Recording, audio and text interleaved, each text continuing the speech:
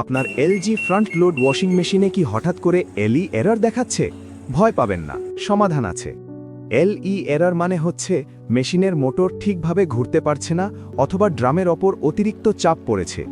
এর প্রধান কারণ হতে পারে ১. সেন্সরের সমস্যা, ২.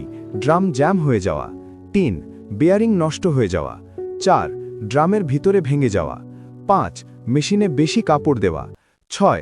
ড্রামের ভিতরে কিছু আটকে যাওয়া, ৭. বিদ্যুৎ ভোল্টেজ সমস্যা।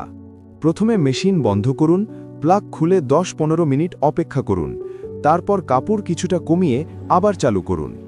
যদি বারবার এলই এরর আসে তাহলে মোটর বা সেন্সরের সমস্যা হতে পারে। নিজে খুলবেন না, ভালো টেকনিশিয়ান দিয়ে পরীক্ষা করে নিন। ভিডিওটি উপকারী লাগলে লাইক দিন, শেয়ার করুন আর এলজি ওয়াশিং মেশিন সমস্যা জানতে ফলো এবং সাবস্ক্রাইব করে কোয়ালিটি এক্সপিরিয়েন্সের সাথে থাকুন। ধন্যবাদ।